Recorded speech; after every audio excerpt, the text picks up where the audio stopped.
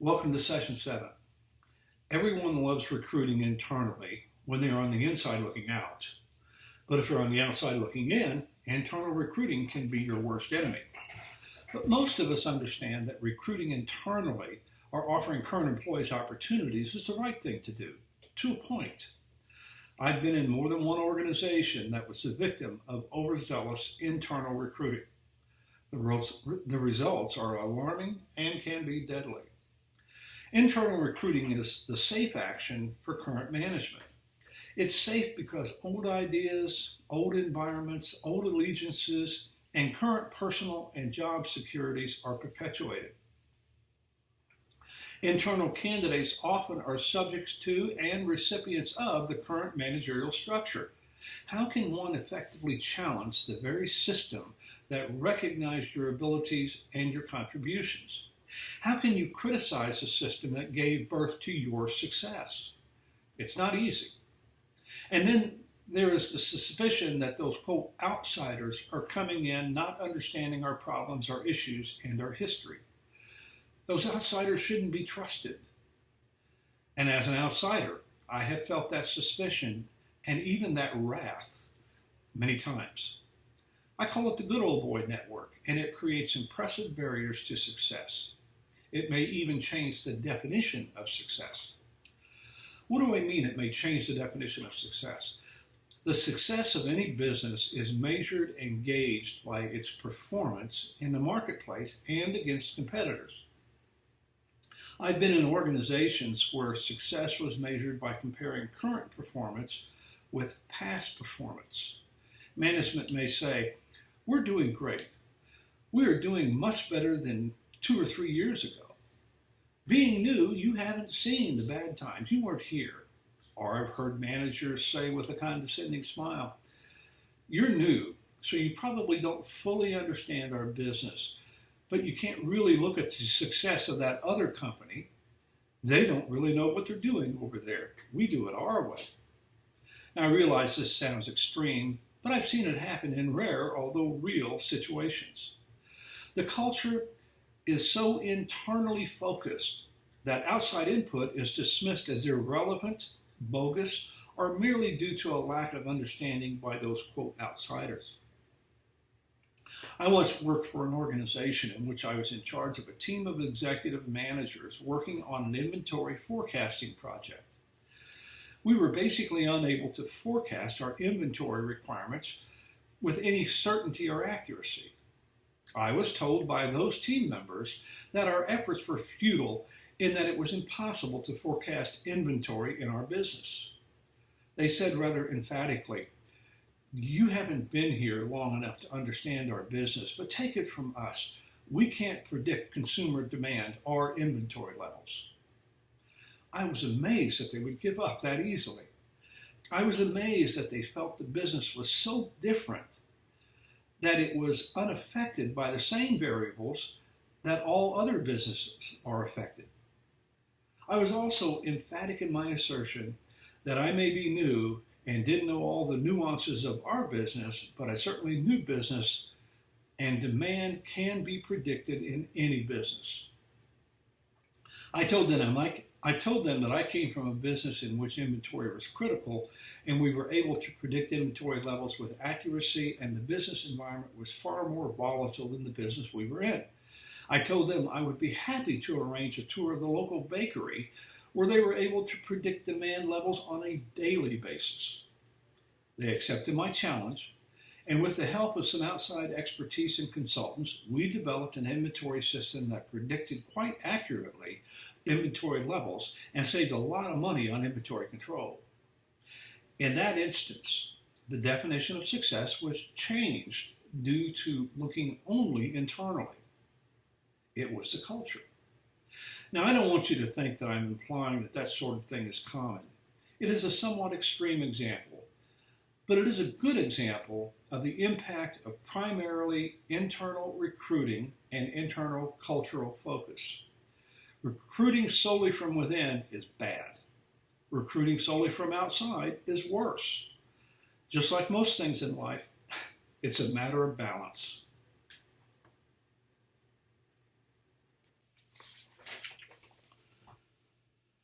Welcome again to Session 7. I believe in recruiting internally. I also believe in recruiting externally. I sound like a politician, don't I? I believe in everything. Actually, as I implied in the introduction, we need both options, and I believe in recruiting internally when we can. And I believe we must also recruit externally in some situations. We must go outside the organization when we don't legitimately have the skills or talent inside. Also, we must go outside the organization from time to time to bring in new approaches and ideas. 100% internal recruiting is, in my mind, culturally and competitively dangerous. That said, we should and must provide opportunities to our current employees as well. See the dichotomy? So, what is the proper mix of internal versus external recruiting?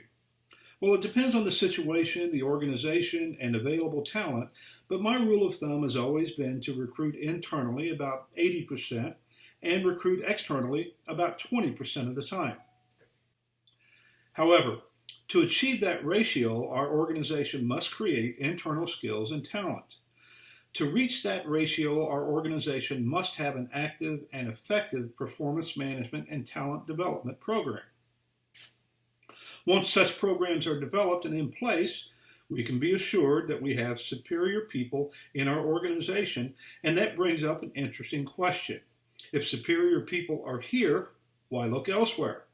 Why not recruit from within? I gave you an example of a process to recruit very large numbers of people externally in my Nestle example. As I explained that process, many of you may have asked, why go to all that trouble and expense? What about using internal people? And that's a valid question. The answer is we did recruit for most higher level people internally. Since Nestle was a startup company, we needed a lot of people at all levels of the organization. We had essentially 3 pay levels. Simply put, level 1, level 2, and level 3.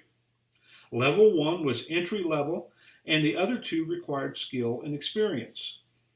All level 2 and 3 positions were filled internally, and we only recruited externally for level 1 positions. And as a new startup organization, we had a lot of level 1 open positions. Also, we recruited new team leaders and lower level management positions externally, at least initially. Once settled, we were able to recruit more effectively internally for such positions. The advantages and disadvantages of recruiting internally are obvious and are detailed in the text.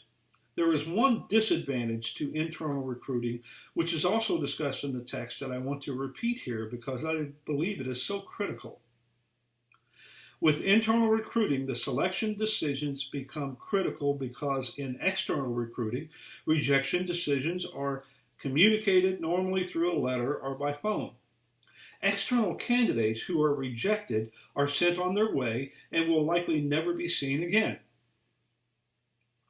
Internal rejection decisions are communicated face to face. You live with those rejected applicants every day. We in management may rationalize that the rejected internal applicants will understand why someone else was chosen over them, but remember, as we get higher in the organization, often the criteria for successful performance becomes softer or more subjective and less clear. Can you really satisfactorily explain to someone that their drive or initiative or intelligence or communication skills are significantly less than someone else they often know little about? When that final decision is made, there is often little empirical objective data available to differentiate between final applicants. There may be a difference, but it is difficult to convince someone who has been rejected from a career position of their dreams that they are not worthy. It's even harder to convince them that someone else was more worthy. And it is next to impossible to convince a current employee that someone from the outside is more worthy, especially when that employee's supervisor has been, and perhaps justifiably, telling the employee for months that they are exceptional. If you have one opening and 30 internal applicants, the end result may be that you have one happy person and 29 very angry people. Internal recruiting requires a very clear policy that is followed to the letter. Everyone must understand the rules of eligibility, and the criteria for selection must be equally clear and understood. Otherwise, internal recruiting is ripe for charges of favoritism by employees and outside interests such as unions, government agencies, and attorneys who become all a-twitter with anticipation of a large payday at our expense. Put another way, you can get sued just like with an outside candidate. Because of the difficulties of selection decisions and the potential of unrest, many companies use seniority as a prime selection tool. That is clearly the easy way out and perhaps the most defensible, but is by far the least productive for the company. As much as I'm in favor of internal recruiting, I am equally negative on using seniority to make decisions. Some of the same issues arise with internal referrals, but perhaps not to the same extent. If I refer someone, it's probably because I have some kind of relationship with that person and believe they will help the company. If that person is rejected, I may not like it, but I can probably live with the results. But if I believe that that person didn't get a fair hearing or consideration, I may become disengaged and negative. I have lived these experiences in many organizations over the years. I bring them up to reinforce the text material and to illustrate that they do happen and they are not uncommon. Keep in mind that what we in management consider fair and reasonable is viewed very differently by others. The text takes some time to cover assessment centers.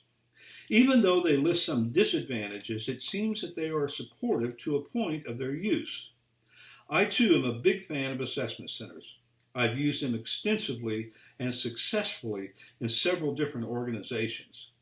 The advantages I have found when using them to internally recruit supervisors and low-level management employees include: the criteria and selection mechanisms are clearly defined and understood by assessors, managers, and employees. Assessment centers can virtually destroy the good old boy network that often blocks females and minorities from entering management ranks. Assessment centers provide clear identification of strengths and weaknesses in candidates, even those rejected, that feed an internal development program. Centers provide valuable feedback to participating employees, and they allow participating employees to view to the difficulties of the management position. Assessment centers provide great interaction between management and employees during the assessment center process. Centers provide a mechanism for the discovery of hidden talent in the organization, and they yield superior candidates for management positions for the most part. Let me give you one example of how assessment centers were applied in a real business setting. The subject assessment centers focused on recruiting and selecting for only one position in the organization. The assessment centers pertain to only first-level supervisory positions within our manufacturing operation. That said, I should point out that I have seen and participated in assessment centers focused on sales positions, upper-level management positions, call center operators, and many other jobs. Our centers were developed by Development Dimensions International, or DDI, a consulting group out of Pittsburgh, Pennsylvania. DDI developed the centers, validated them to our jobs, and trained me to administer the program throughout the RCA Corporation. Why do I mention this? Remember, I preached about getting professional help to use assessment tools and to develop complex assessment tools. I practice what I preach. Not only would I have questionable expertise to develop such a program, I certainly would not have the objectivity. If the assessment tool runs into legal challenges, would I have credibility on the witness stand saying that I worked for the company and was totally objective in developing such a complex assessment tool? Would I have credibility when I pointed out on the witness stand that I had not actually developed such complex programs in the past, but I was sure my methodology was sound? Not likely. However, By enlisting DDI, who were considered experts in the field and had developed thousands of such programs, I could put them on the witness stand to testify that our selection tools were sound and non-discriminatory. The chances of winning such a case and avoiding costly penalties improved immensely.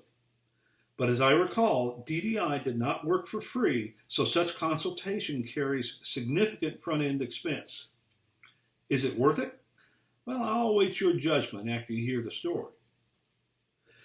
This assessment program grew out of problems experienced at the RCA Final Assembly plant in Bloomington, Indiana. The first problem was that we expected to hire or promote several first-level supervisors in the near future.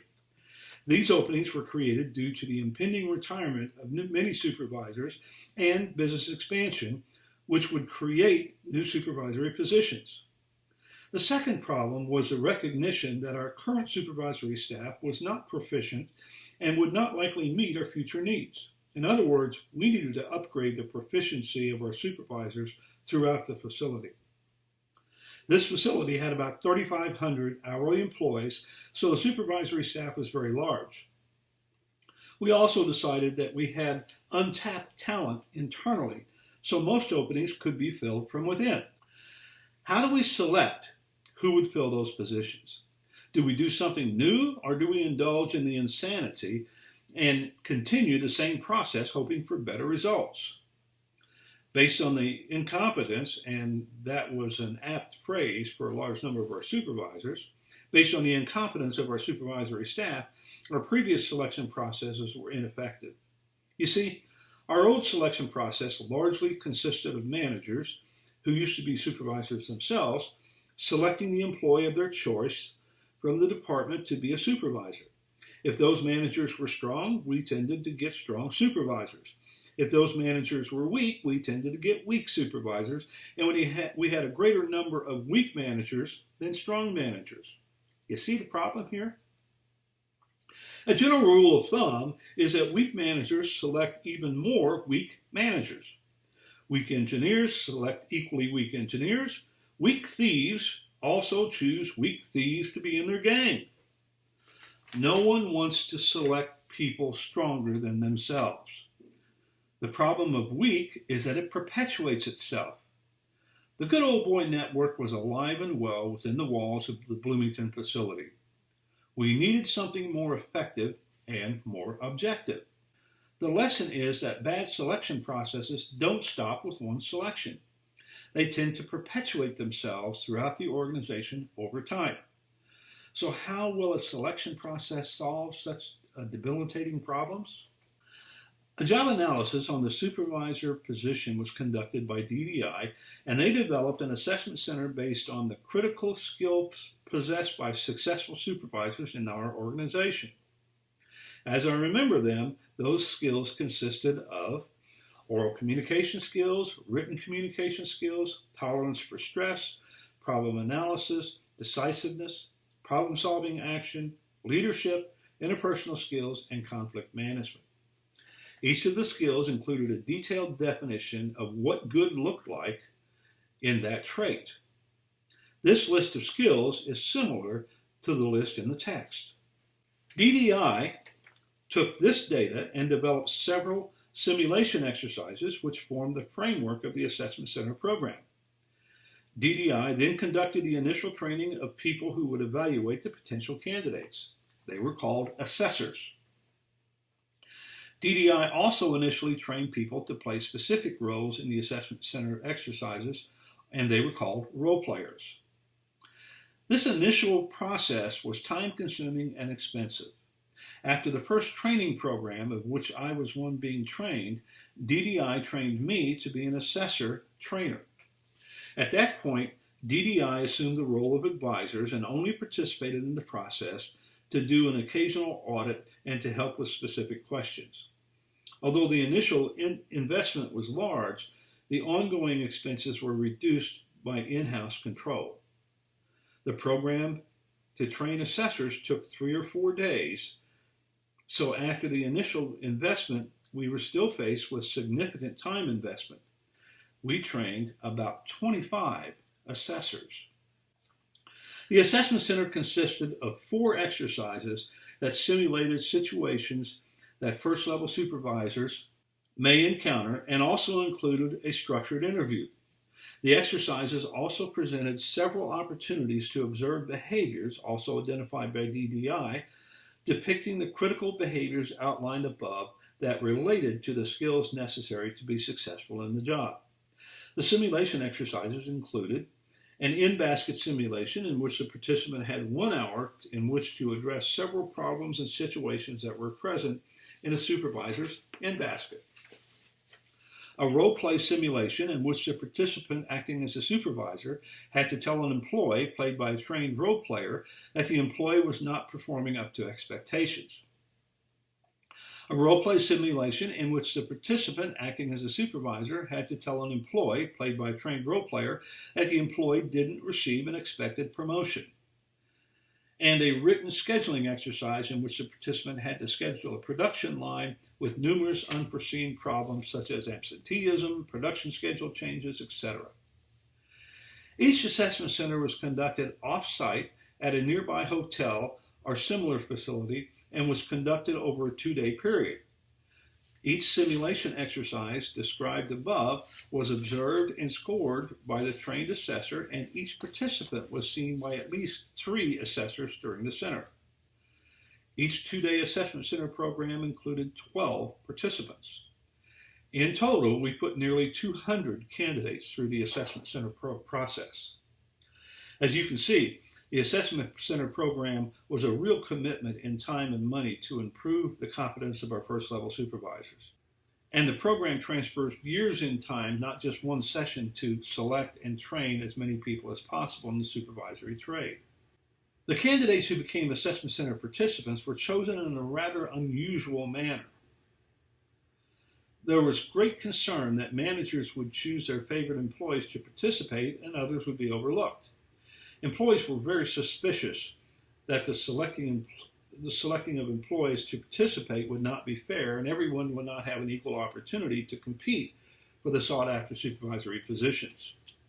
Therefore, we conducted several 3 or 4 1/2-day Saturday sessions, unpaid, in which we gave an orientation to the assessment center program and the responsibilities of a supervisor, which allowed interested employees to choose if they wanted to participate in the assessment center program or opt out. If they opted out, they would be ineligible to compete for any open supervisory position.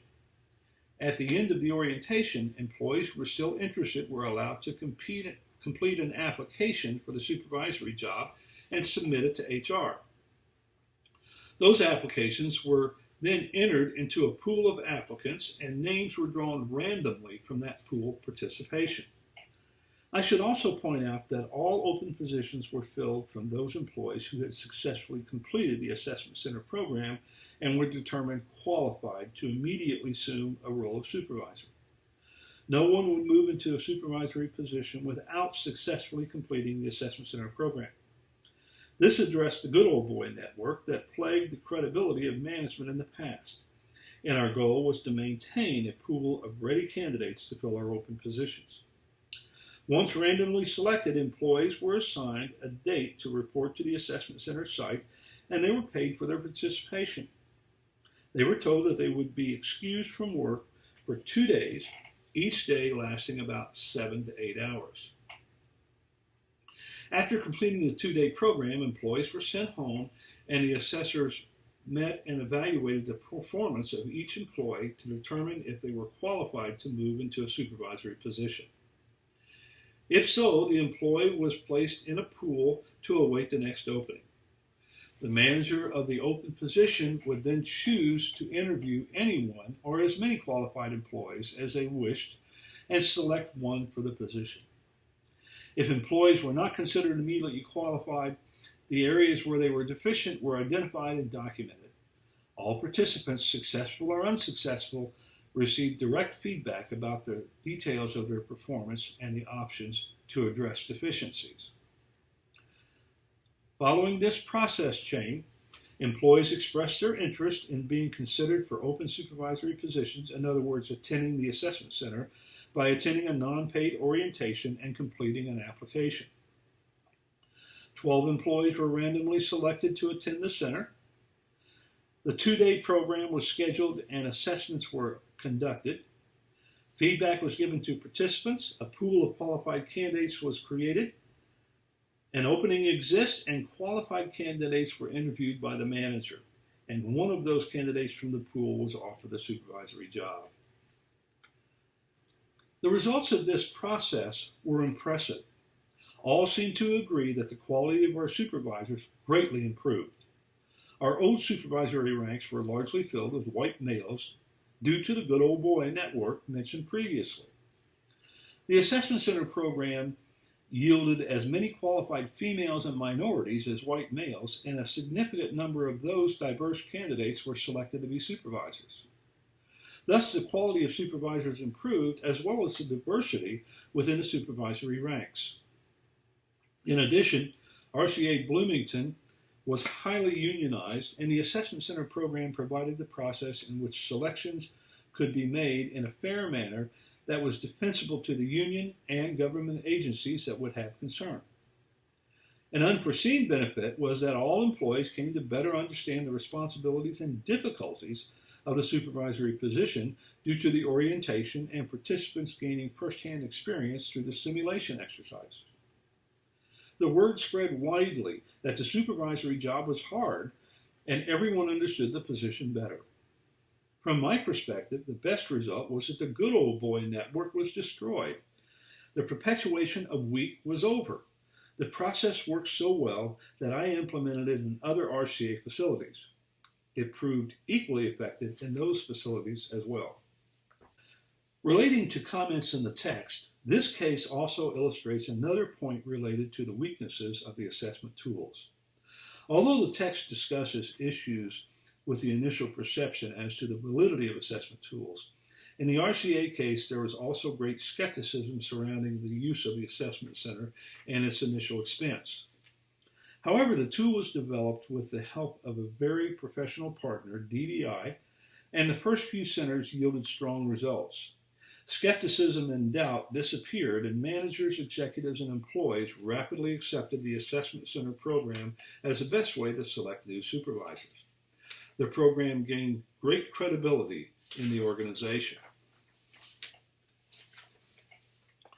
Technical positions such as maintenance were accepted from the rule that all supervisors must complete the assessment center successfully. This exception was established due to the technical requirements of the maintenance position and the fact that maintenance personnel were in very short supply in the labor market. After the first few assessment center sessions and observing the competence of the new supervisors, the maintenance managers requested that all maintenance supervisors be required to successfully complete the program as well. That was when I knew we had successfully answered our critics. So I'm a huge fan of assessment center programs, and I'm particularly a fan internally. Remember, the goal of the assessments, and particularly substantive assessments, in external selection is to make the selection as objective as possible.